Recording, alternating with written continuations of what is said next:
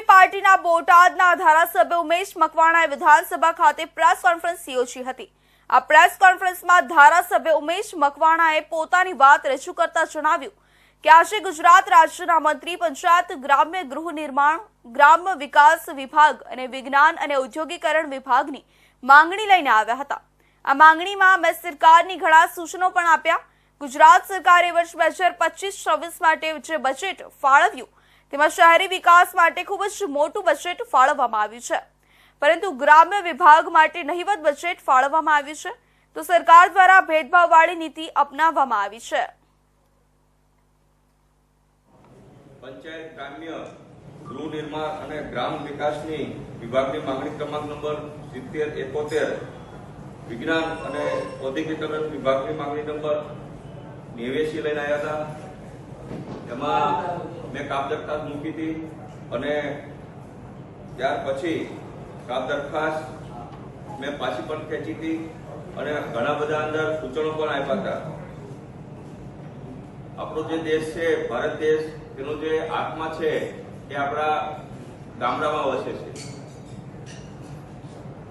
તમે જોયું છે કે ગુજરાત સરકારમાં શહેરી વિકાસનું બજેટ ખૂબ મોટું ફાળવવામાં આવ્યું છે। વર્ષ 25-26માં પણ ગ્રામ્ય ગૃહ વિભાગનું બજેટ છે એ નહિવત ફાળવવામાં આવ્યું, એટલે કે ભેદભાવવાળી નીતિ રાજ્ય સરકાર દ્વારા કરવામાં આવી છે। ત્યારે ગૃહના મારફત મેં માનનીય મંત્રીશ્રીને સૂચન કર્યા હતા, જો ખરેખર સ્માર્ટ વિલેજ બનાવવા હોય તો દરેક ધારાસભ્યશ્રીએ દર વર્ષે 10 ગામ દત્તક લેવા જોઈએ અને આ 10 ગામને સર્વાંગી વિકાસ માટે અલગથી 5 કરોડ રૂપિયાની ગ્રાન્ટ ફાળવવી જોઈએ।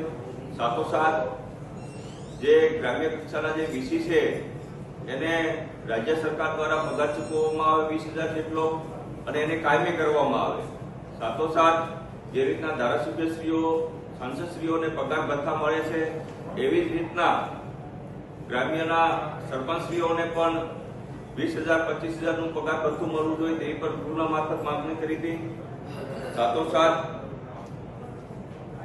ગ્રામ્ય વિકાસનો સર્વાંગી વિકાસ કરવા માટે થઈ દરેક ગામડાને ઇન્ટરનેટ કનેક્ટિવિટી આપવી જોઈએ, દરેક ગામડામાં રોડ, રસ્તા, પાણી, સ્ટ્રીટ લાઇટની સુવિધાઓ આપવી જોઈએ અને સાથોસાથ ગ્રામ્યમાં ગૃહ વિભાગનો ખાસ કરીને ગૃહ ઉદ્યોગનો ડેવલપ થાય એવા પ્રકારના રાજ્ય સરકાર દ્વારા આયોજન કરવામાં આવે, એવા પણ મેં સૂચનો ગૃહના મારફત માનનીય મંત્રીશ્રીને કર્યા હતા।